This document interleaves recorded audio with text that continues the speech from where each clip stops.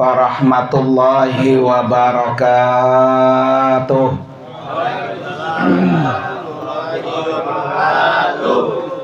Bismillahirrahmanirrahim. Alhamdulillahilladzi khalaqal mauta wal hayata liyabluwakum ayyukum ahsanu amala. Asyhadu an la ilaha illallah wahdahu la syarikalah wa asyhadu anna sayyidana wa nabiyyana Muhammadan abduhu wa rasuluhu la nabiyya wa la rasula ba'dah. Allahumma fasalli wa sallim wa barik ala sayyidina Muhammadin wa ala alihi wa ashabihi ajma'in, amma ba'du. Hadratil mukarramin wal mukarramat, para bapak dan ibu jamaah majelis tahlil yang dimuliakan oleh Allah Subhanahu wa ta'ala. Wabil khusus yang sama-sama kita hormati dan kita doakan keluarga besar almarhum Bapak Edi Sujarwo bin almarhum Bapak Rusimin. Dalam hal ini istri beliau yaitu Ibu Tuti dan putra putri beliau. Kita doakan almarhum di alam kubur diampuni dosanya oleh Allah, diangkat derajatnya, dan diterima seluruh amal ibadahnya, dan dijadikan kuburnya raudhah min riyadil jannah. Amin ya rabbal. Para bapak dan ibu, hadirin dan hadirat sekalian, malam ini alhamdulillah wa syukrulillah saya bisa hadir dan saya berdiri di sini yang kedua kali. Pertama, saya diundang ke sini waktu almarhum Walimatus Safar berangkat umroh bersama saya. Kemudian dan malam ini, para bapak hadirin sekalian, almarhum ini kita sama-sama tahu bahwa beliau ini adalah orang yang jarang berbicara, pendiam gitu ya. Sehingga pendiamnya almarhum ini bisa menyebabkan kurangnya dosa dari mulut. Biasanya kan sumber dosa di mana? Mulut, Pak ya. Kalau orang pendiam, kelebihannya dosa mulutnya apa? Berkurang. Mudah-mudahan malam ini almarhum sudah pulang kampung menghadap Allah Subhanahu wa ta'ala dengan membawa amal soleh. Karena kata Allah, syarat orang bisa ketemu Allah itu dua. Dalam surah Kahfi Allah sebutkan di akhir surah Kahfi, faman kana yarju liqa'a rabbih, siapa orang yang berharap ingin berjumpa Allah, bertemu dengan Allah, syaratnya dua. Satu, falyamal amalan sholihah. Orang bisa bertemu dengan Allah, lakukan amal soleh. Ya, kalau kita punya amal soleh, kemudian kita pulang kampung, meninggal dunia, maka pasti ketemu dengan apa? Allah Subhanahu wa ta'ala.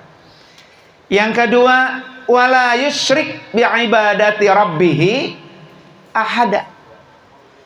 Jangan pernah engkau sekutukan Allah dengan apapun. Dengan apapun. Nah, itu syarat orang bisa bertemu dengan Allah Subhanahu wa ta'ala. Dan almarhum ini, Pak, sudah melakukan amal soleh, mati dalam keadaan beragama Islam, mati dalam keadaan beriman, tidak menyekutukan Allah.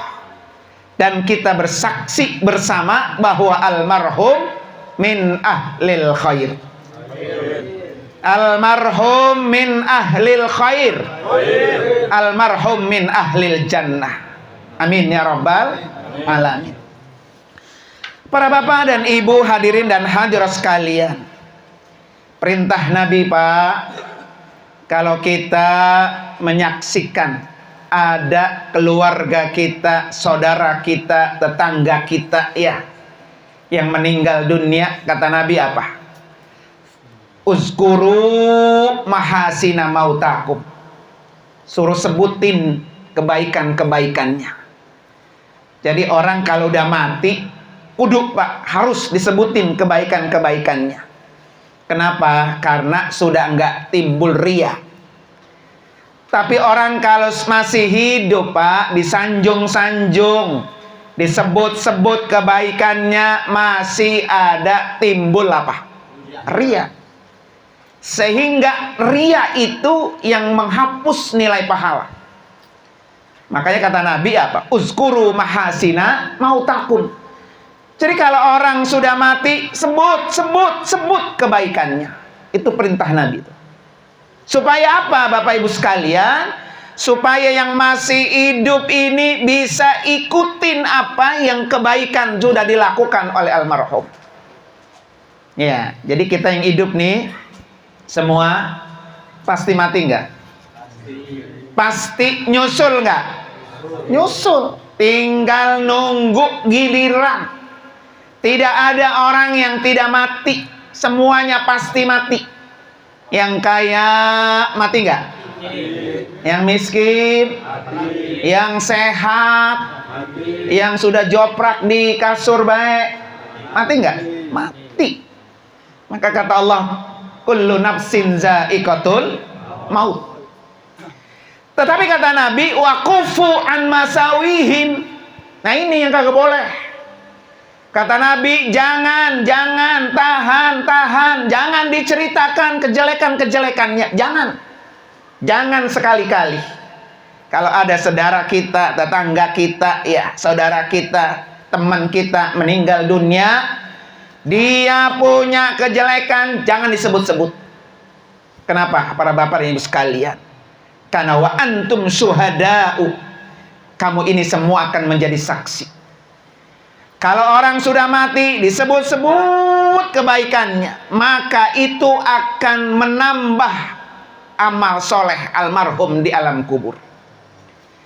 Kalau orang sudah mati disebut-sebut kejelekannya, maka itu akan menambah berat siksaannya. Ya, maka malam ini kita sebutin nih, almarhum punya apa saja kebaikannya. Saya tadi sudah WA sama istrinya. Saya bilang, Bu, apa kelebihan almarhum? Biar kita yang hidup ini ketularan. Ya, kata beliau apa? Satu, almarhum ini kalau sholatnya berjamaah. Betul, Pak? Betul. Masya Allah. Ini udah investasi yang paling tinggi, Pak. Ya. Investasi paling tinggi ketika kita mati membawa ibadah apa tuh? Sholat. Orang bisa sholat 5 waktu, Pak, itu biasa. Tetapi orang bisa sholat 5 waktu berjamaah, itu yang berat. Tidak bisa dilakukan oleh setiap orang, kecuali orang-orang yang memang sudah dipanggil oleh Allah. Ini almarhum, Pak. Banyak nggak, Pak, orang rumahnya samping masjid, sholatnya nggak di masjid? Banyak. Iya. Kalau kagak dapat rahmat Allah, Pak, kakinya berat, melangkah berat. Ya. Maka almarhum ini Pak, percis apa yang disampaikan oleh seorang ulama bernama Al-Faqih Al-Imam Abu Lais As-Samarqandi.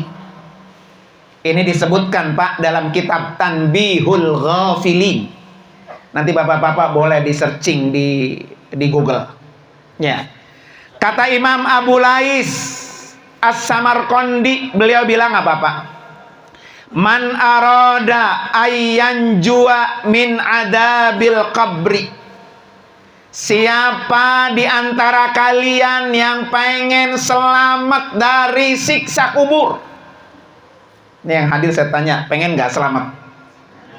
Kita kalau mati, pertama kali yang kita masukin kemana Pak? Kubur. Ya. Kuburan itu luas apa kecil? Ya. Terang apa gelap? Udah ngerasain udah? Belum. Ya. Jadi kuburan kita itu Pak kecil dan gelap. Makanya kata Imam Abu Lais apa? Siapa orang yang pengen selamat dari siksa kubur, ayyulazima arba'ata asya.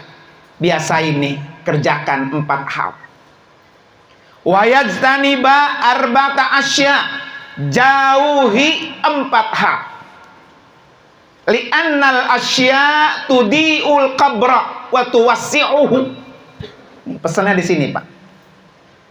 Karena membiasakan 4 hal, menjauhi 4 hal, itu semua kata beliau apa? Tudi'ul qabra, akan menyinari kuburan kita. Wa tuwassi'uhu, akan bikin kuburan kita lebar dan luas. Nah, pengen Pak? Nah, pengen Pak? Pas mati kuburannya terang seperti malam ini. Ya. Kuburannya luas, bukan apa tuh namanya kalau kayu-kayu itu di kuburan? Nisan, bukan itu yang menemani kita, tapi kuburan kita menjadi raudhah min riyadil jannah, taman-taman surga.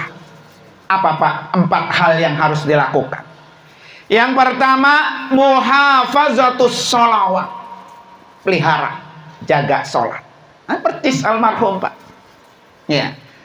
Almarhum ini menjaga sholatnya 5 waktu, enggak pernah ketinggalan, selalu awal waktu. Afdolus sholati fi awwali waktiha. Itu kata Nabi. Sepaling-paling baik sholat itu di awal waktu. Almarhum tuh Pak. Ya. Maka almarhum kuburannya sudah tenang Pak. Beliau kuburannya lebar. Beliau kuburannya luas. Beliau kuburannya terang menderang. Karena dijaga apa tuh? Sholat. Ya. Maka kalau kita mati pengen kayak almarhum, ini yang harus kita ambil pelajarannya. Jangan pernah tinggalkan sholat. Kalau orang meninggalkan sholat, berani meninggalkan sholat, berarti orang ini berani meninggalkan Allah. Kalau Allah sudah berani dia tinggalkan, jangan pernah harap dia akan dibantu oleh Allah ketika dia susah. Ya Pak ya. Makanya ketika kita susah Pak, susah di dunia, susah di akhirat, apalagi Pak ya. Susah di dunia enak nggak? Nggak enak. Beras nggak punya, baru aja di PHK, stres, anak banyak, semua biaya sekolah, makan tiap hari, stres, punya masalah Pak ya. Maka kata Allah apa? Wasta'inu bis sabri was sholat. Maka mintalah pertolongan dengan kesabaran dan sholat. Makanya orang Pak, ini almarhum Pak ya, kan sholatnya sering ke masjid. Bapak coba saya tanya, kalau masuk masjid kita dianjurkan suruh baca apa? Baca doa. Iya. Apa doanya Pak? Allahumma gfirli zunubi waftahli abwaba rahmatik. Apa manfaatnya itu Pak? Yang pertama, orang yang sholat berjamaah jalan dari rumah menuju masjid, satu langkah satu dosa dihapus. Ya, luar biasa nih almarhum, Pak. Baru kelebihan sholatnya aja, Pak, udah menghapus apa tuh? Dosanya. Jadi semakin jauh, Pak, rumah almarhum dengan tempat dia sholat, maka dihitung langkahnya, Pak. Satu langkah menghapus apa? Dosa. Yang kedua, orang yang berangkat dari rumahnya menuju masjid, satu langkah mengangkat satu derajat. Udah dosanya dihapus, diangkat pula derajatnya. Kalau Allah, Pak, yang ngangkat, udah nggak ada yang bisa menghalangi. Ya, makanya kata istrinya, ya Allah Ustadz, beliau cuma 6 hari sakit. Ya, kata saya, alhamdulillah, Pak, ya, orang mati sakitnya cuma sebentar, karena almarhum tidak pengen ngerepotin yang hidup. Kan banyak, Pak, orang udah joprak di kasur bertahun-tahun, berak di situ, kencing di situ, kata anak sama mantunya udah pada bosen ngurusin ya. Ini Bapak kapan matinya sih, lama banget ya, begitu, Pak, ya. Kalau terlalu lama kita sakit juga orang yang ngurus apa? Bosen, jadinya kagak ikhlas. Tapi almarhum Allah kasih apa? Kemudahan. Ya, cuman memang resikonya apa? Shock. Istri, anak-anaknya shock, Pak, ya. Jangan khawatir. Ya. Matinya orang beriman itu, Pak, lebih baik daripada hidupnya. Ya. Jadi almarhum ini, Pak, lebih baik mati daripada hidup. Karena kalau dia mati, tempatnya sudah Allah siapkan dengan amal soleh yang beliau sudah lakukan. Belum tentu kalau sakit berkepanjangan, boro-boro mau sholat, Pak, boro-boro mau sholatnya ke masjid, tempat kita tidur aja di kasur kita. Sholat kadang-kadang kalau kita sakit suka diapain? Ditinggal, Pak, ya. Nah ini makanya katanya al-mautu lil mu'minin khairun. Matinya orang beriman itu lebih baik. Jadi istri beliau, anak-anak beliau ya harusnya bergembira. Alhamdulillah, Bapak manggul, Pak, kenal manggul, Pak. Bawa pahala sholat jamaahnya udah berat, udah banyak itu. Ya, berapa tahun tuh beliau sholat berjamaah itu? Sebanyak itu tiap hari dosanya dihapus. Tiap hari diangkat derajatnya. Sampai, Pak, almarhum di masjid, masuk ke masjid, langkahkan kaki kanan, baca doa Allahumma gfirli zunubi, ya Allah ampuni dosa saya. Masuk masjidnya aja, Pak, dosa orang itu udah diampuni. Makanya kagak rugi orang yang sholat berjamaah, masuk ke masjidnya aja dosanya diapain? Udah diampuni. Waftahli abwaaba rahmatik. Masuk ke masjid dia sudah minta, ya Allah bukain pintu-pintu rahmatmu. Yang mahal itu kan, Pak, rahmat. Ya. Bukan ibadah kita, bukan. Kita masuk surga, Pak, itu bukan berkat ibadah kita, bukan. Kita bisa masuk surga berkat rahmat Allah. Makanya orang masuk masjid yang diminta apa? Abwaaba rahmatik. Bukain saya ya Allah pintu rahmatmu. Nah itu yang kita minta, Pak. Ya, yang kita minta adalah apa? Rahmat. Maka ada satu doa, Pak. Nih, menyambut bulan Rajab. Besok kan 1 Rajab bertepatan dengan 1 apa? Rabiul 1 Januari. Ya. Jadi buat kita, Pak, umat muslim haram hukumnya merayakan tahun baru Masehi. Karena itu tidak diajarkan oleh agama kita. Apapun bentuknya, Pak, apapun bentuknya. Bapak mau kumpul-kumpul, baca zikir, baca yasin dalam rangka tahun baru, tetap nggak boleh, Pak. Haram. Karena niatnya apa tuh? Karena menyambut. Ya. Kalau baca yasin aja, bukan karena ada momennya. Yang dilarang itu momennya. Justru yang kita isi, Pak, buat kita nih yang masih hidup ya. Tanggal 1 Rajab, pas tanggal 1 Januari, apa amalannya, Pak? Yang pertama, doa banyak-banyak. Karena bulan Rajab, bulan Allah. Bulan Rajab, syahrullah. Bulan Rajab, bulan haram. Di mana ketika orang melakukan kebaikan-kebaikan di bulan haram, pahalanya berlipat dibanding di bulan lain. Sebaliknya orang-orang yang melakukan dosa, melakukan maksiat di bulan haram, di bulan Rajab, dosanya lebih apa? Lebih berlipat. Auzubillah. Maka yang kita minta apa, Pak? Allahumma barik lana fi Rajab wa Sya'bana wa ballighna Ramadan. Kenapa, Pak? Agar kita bertemu dengan Ramadan, Pak, dimulai berdoa minta sama Allah sejak bulan Rajab. Gitu, Pak. Karena belum tentu Ramadan besok kita ketemu. Buktinya almarhum. Ramadan tahun kemarin masih buka puasa bersama sama istri dan anak-anaknya. Tapi Ramadan tahun ini, Pak, udah nggak ketemu. Ya. Dan kita yang hadir di sini, Pak, nggak ada yang menjamin kalau besok Ramadan kita ketemu apa enggak. Makanya supaya kita bisa berjumpa dengan Ramadan, nih doa ini gepok kalau kata orang Betawi.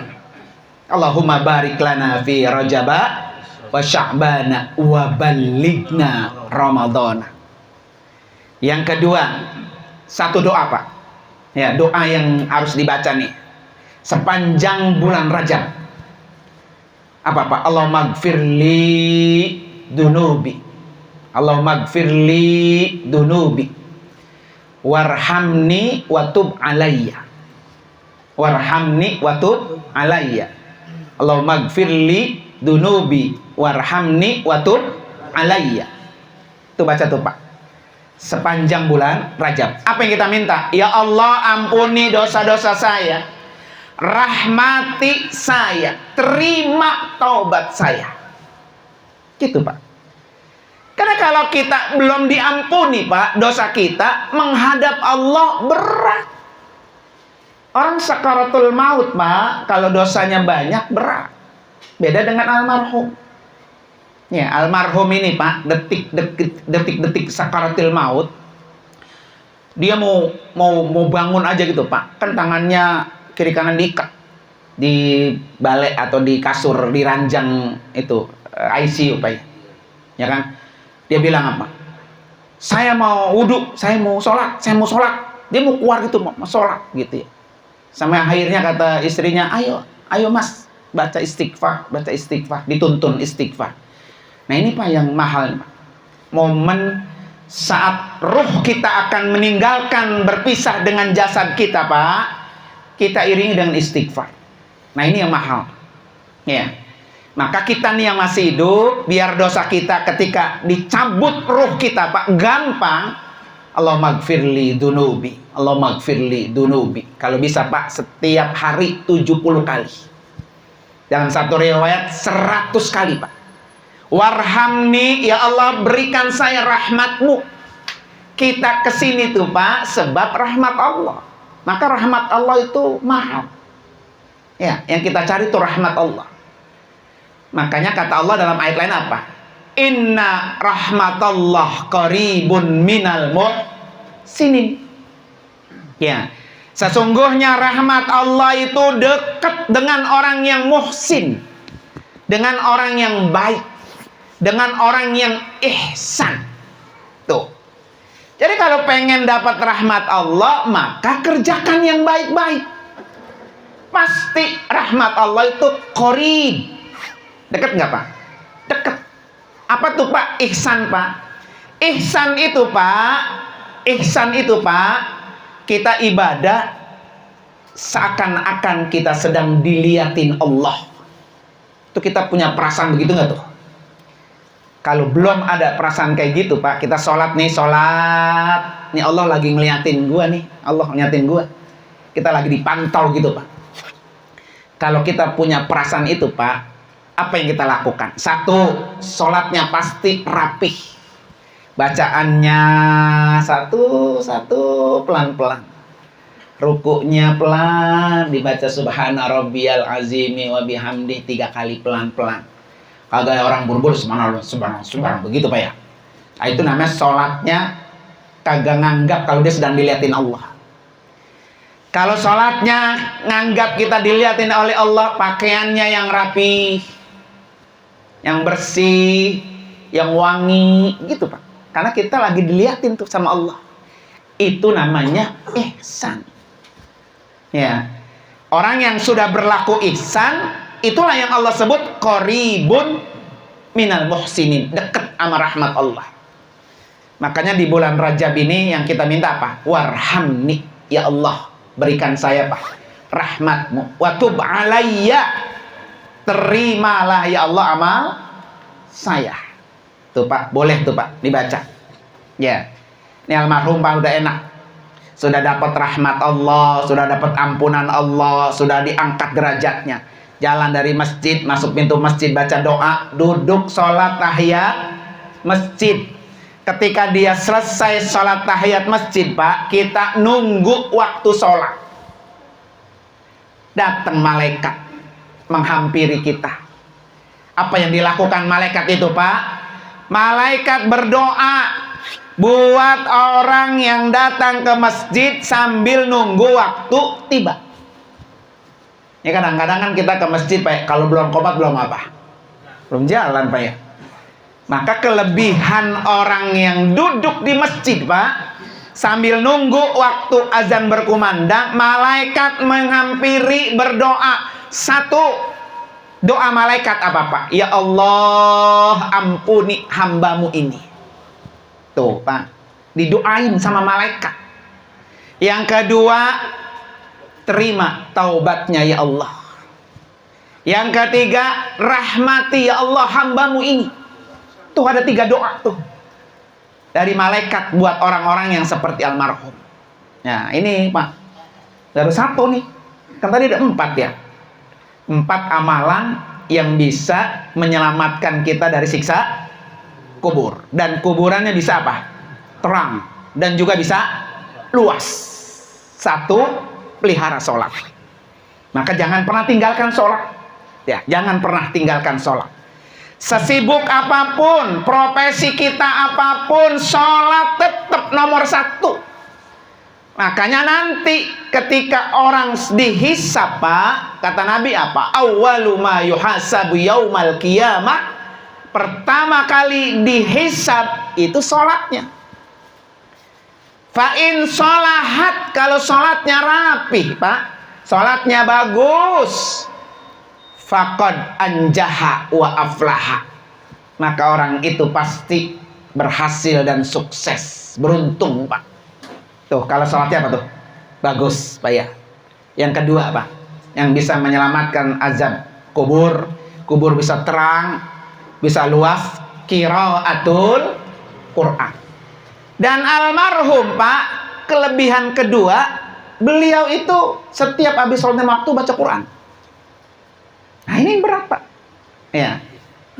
Orang bisa sholat bisa, tapi kalau pulang dari sholat baca Quran itu yang jarang Pak ya. Maka walaupun seayat 2 ayat Pak ya, Quran itu Pak nur.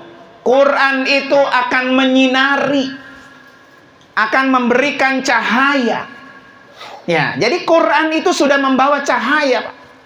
Sudah menyinari orang yang dalam kegelapan, terutama gelap di dalam kuburan. Ya.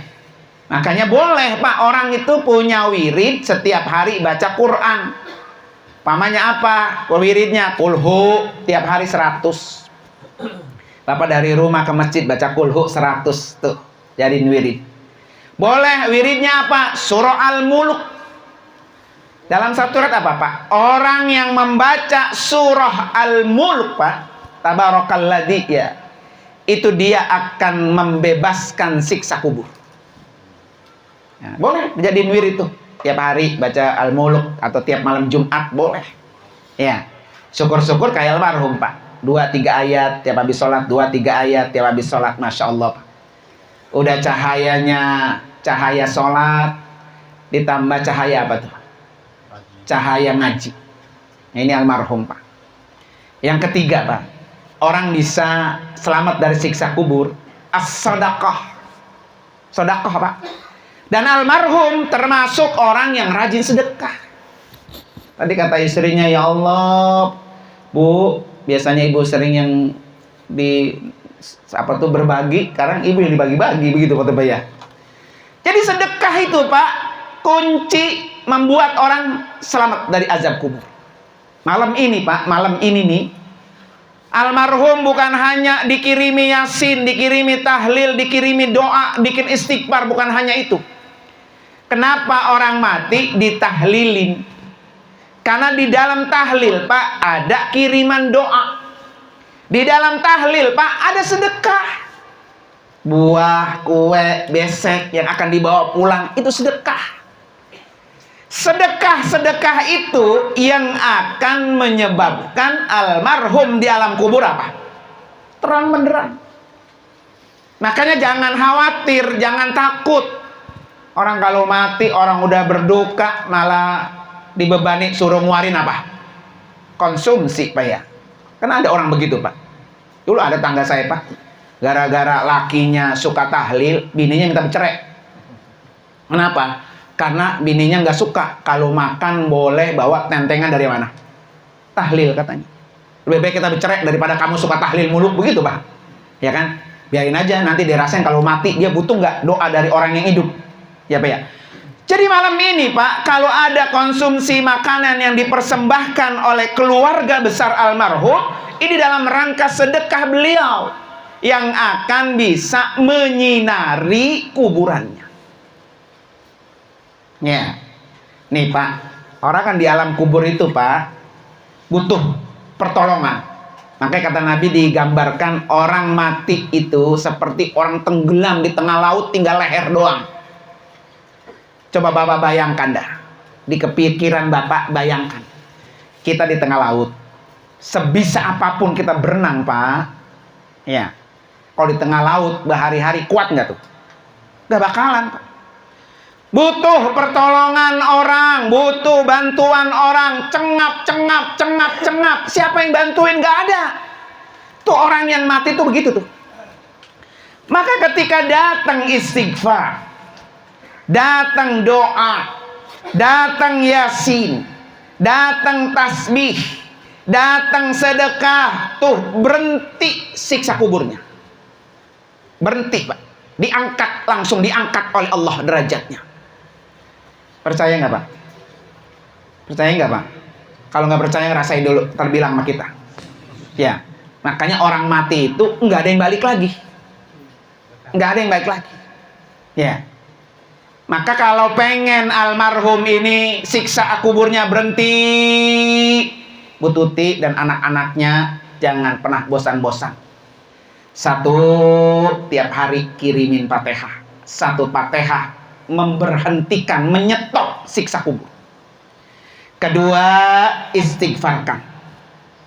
Karena istighfar dari anaknya itu yang akan mengangkat derajat orang yang di alam kubur. Ada satu riwayat begini Pak. Ini ada orang kerjaannya di dunia banyak maksiat, banyak dosa. Kemudian orang itu diangkat oleh Allah, dipindahin ke surga. Orang itu bilang gini, ya Allah, kenapa saya dipindahin ke surga? Saya di dunia dosa saya banyak. Saya sering melanggar perintah-Mu ya Allah. Apa kata hadis ini disebutkan Pak? Kamu ini diangkat bisa babi istighfari waladika laka. Kamu diangkat dari neraka ke surga dengan sebab istighfar anak kamu untukmu. Gitu Pak. Maka besok anak-anaknya ya almarhum istighfarin, astagfirullahalazim li walidayya, begitu. Astagfirullahalazim li walidayya. Ya, istighfarkan. Karena istighfar itu akan memindahkan Pak, mengangkat derajat yang tadinya di kuburan disiksa, kuburannya dihembusin angin-angin neraka, lobang-lobang neraka ditukar oleh Allah menjadi hembusan angin-angin surga. Dengan sebab apa? Istighfar. Ya, makanya buat kita pelajaran semua nih yang masih pada hidup Pak ya. Pesen anak tuh, pesen anak. Ya, nah nanti kalau bapak mati jangan lupa. Ya, kirimin doa, kirimin istighfar, kirimin bacaan-bacaan Al-Qur'an. Mau Yasin kek boleh Pak. Mau Fatihah juga boleh. Itu yang akan mengangkat derajat. Makanya kalau ingat orang tua Pak, ingat itu aja tuh. Ya Allah, sian banget ini ya bapak gua, emak gua di alam kubur.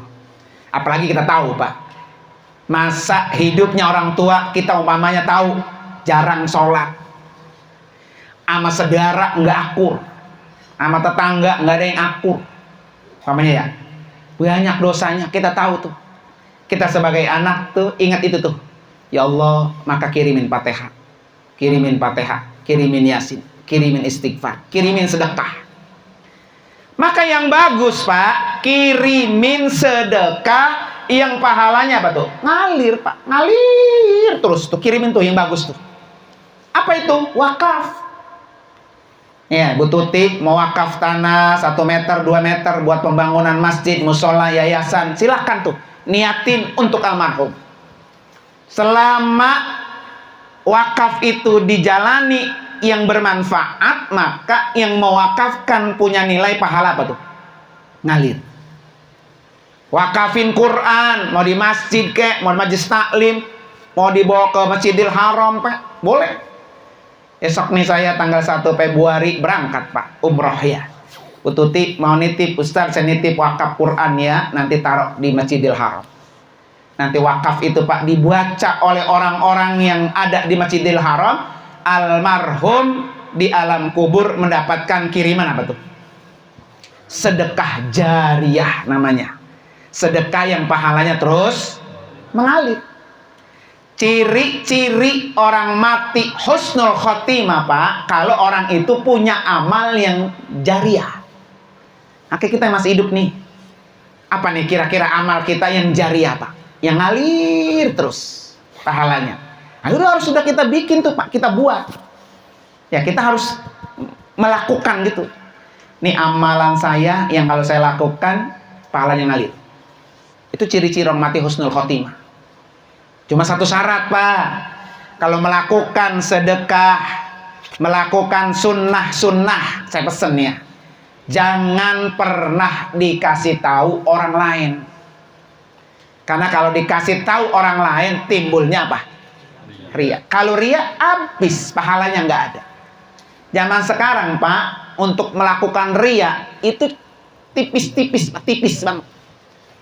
Ini Bapak malam habis bangun, sholat malam qiyamul lail jam 2:30, masang status WA, alhamdulillah malam ini bisa bangun.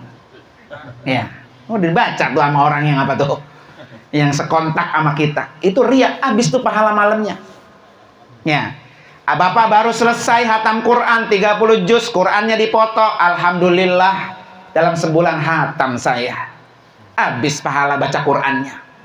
Tuh, makanya saya pesan yang sunnah-sunnah jangan pernah dikasih tahu orang lain. Biar pahalanya apa tuh? Tetap ada dan mengalir. Nah, ini kadang-kadang sebaliknya Pak. Kalau kita infak jariyah ke masjid nggak diumumin apa? Marah, protes. Ya kan? Diumumin boleh, tapi jaga hati. Karena pengumuman di masjid itu Pak dalam rangka mentransparansikan uang masuk dan keluar di DKM-nya. Kalau diumumin bingung lagi ntar. Itu dipakai berapa itu ya? Ntar masuk apa? Masuk kantong lagi, bukan masuk masjid Pak ya. Nah, para bapak hadirin sekalian. Kemudian yang terakhir Pak, yang bisa menyelamatkan orang dari siksa kubur itu apa? Tasbih. Makanya di dalam tahlil ada tasbihnya Pak. Subhanallah wa bihamdi subhanallahil azim gitu Pak. Ya. Dan tasbih yang paling Allah suka 4. Kalimat yang Allah sangat suka 4. Subhanallah walhamdulillah wala ilaha illallah wallahu akbar. Tuh. Itu jadi wirid dah tuh. Tiap hari Bapak baca tasbih subhanallah walhamdulillah wala ilaha illallah wallahu akbar wala haula wala quwata illa billah. Nah, itu jangan itu. Itu yang akan bisa nerangin kuburan kita. Nah, para bapak dan ibu hadirin hadirin sekalian, satu hal lagi yang terakhir Pak ya. Beliau ini alhamdulillah sepanjang hidupnya sudah Allah anugerahi bisa bertemu dengan Baitullah. Ya, ini satu pekerjaan yang berat, nggak semua orang tuh bisa Pak. Ya, berjumpa dengan Baitullah itu yang mahal. Maka bapak-bapak niatin tuh, ya Allah, sebelum saya tutup mata, pertemukan saya dengan rumahmu. Berdoa aja Pak, berdoa. Udah doa aja, nggak usah mikirin duit dari mana, duit dari mana nggak usah. Ya, bulan Maret saya umroh Pak, itu ada jamaah saya itu dari Kebon Jeruk Pak, nenek-nenek. Ya, ada orang memang biasa dia ngumrohin orang. Dia ke kantor saya, dia manggilnya guru, tolong nomor ini hubungin. Orang ini saya mau umrohkan gratis. Ya, saya telepon. Bu, betul namanya ibu ini? Iya betul. Saya dari Yayasan Wafiz Alamin Center mau mengumrohkan gratis ibu. Gak percaya dia Pak, gak percaya. Takut ditipu. Kalau ditipu kan kalau ngeluarin duit Pak ya. Nah ini orang gak ngeluarin duit, ditipu. Kalau ibu gak percaya, ibu kepoin aja deh tuh. Tuh YouTube saya tinggal buka Nur Anwar Amin sesuai dengan nama saya. Buka di TikTok saya, Aji Nung. Buka di Instagram saya, silakan. Buka di website saya, silakan. Website saya itu Pak, nuranwaramin.com. Buka. Bapak di Google, buka Google, klik nama saya aja, Nur Anwar Amin. Udah keluar semua. Gak mungkin kalau orang mau bohong tuh ngunjukin begitu. Kalau ibu gak percaya, besok ibu saya tunggu di kantor saya. Saya Sherlock, ini lokasinya. Besok nyampe Pak. Pulang saya kasih koper, seragam ihram, semua baju mau kena saya kasih. Nangis, nggak percaya. Kata yang ngasih, pokoknya guru jangan dikasih tahu dari siapa. Kalau dia nanya, dari hamba Allah. Ternyata Pak, si nenek ini Pak, 2 hari sebelum saya telepon, dia udah ngimpi lagi tawaf. 2 hari sebelum saya telepon. Pantes katanya Ustadz, saya katanya kemarin ngimpi lagi tawaf sama sa'i tahallul begitu. Rupanya saya ditelepon sama Ustadz gitu. Nah itulah panggilan Allah Pak. Ya, tugas kita adalah berdoa aja, angkat ya Allah, pokoknya sebelum tutup mata, ajal saya selesai di dunia, pertemukan saya dengan rumahmu. Nah, seperti almarhum Pak. Udah enak dah pokoknya. Kalau dibahas tuh panjang lagi Pak. Ya. Yang kedua Pak, almarhum bukan hanya ketemu dengan Baitullah, tapi almarhum sudah ketemu dengan Nabi. Dan ini juga mahal. Nabi sudah menjemput almarhum di alam kuburnya. Kenapa? Karena Nabi sudah didatengin. Almarhum sudah datang ke rumah Nabi. Almarhum sudah datang berziarah ke kuburan Nabi. Kata Nabi apa? Man zara qabri wajabat lahu syafaati. Siapa orang yang telah datang menziarahi kuburanku, wajib bagiku memberikan syafaat untuknya. Jadi almarhum Pak sudah diberikan syafaatnya Rasul. Nah ini yang mahal. Ya, makanya bapak-bapak ibu sekalian, niatin bismillah ya. Bismillah, niatin ya Allah, pertemukan saya dengan Baitullah. Pertemukan saya dengan Rasulullah. Ya. Nanti Nabi jemput kita Pak di alam kubur. Ya. Makanya saya kalau berangkat umroh Pak, saya anjurin tuh jamaah saya. Kan saya kalau umroh 4 kali Pak. Umroh pertama buat dirinya masing-masing. Umroh kedua buat emaknya yang sudah almarhum. Umroh ketiga buat bapaknya yang sudah almarhum. Umroh keempat Pak, saya suruh apa? Umroh niatin badal umroh buat Nabi. Karena guru saya mesennya gitu tuh. Al-Maghfurlah Kyai Haji Nurul Anwar bin Kyai Haji Nur Ali. Beliau bilang apa? Kalau nanti lu umroh lu haji punya kesempatan, badalin umroh buat Nabi. Syukur-syukur badalin haji buat Nabi. Bukan Nabi butuh dengan kita, Pak, tapi kita yang butuh dengan Nabi. Ya Allah, alhamdulillah, Pak ya.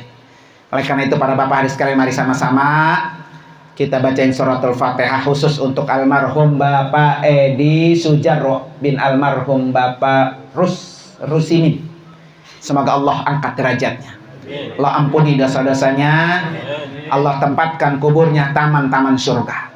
Istrinya Ibu Tuti dan putra-putrinya Allah berikan kekuatan, Allah berikan kesabaran, dan ini yang terbaik dari Allah. Ala hadini al-Fatihah. A'udzubillahi minasyaitonir rajim. Bismillahirrahmanirrahim.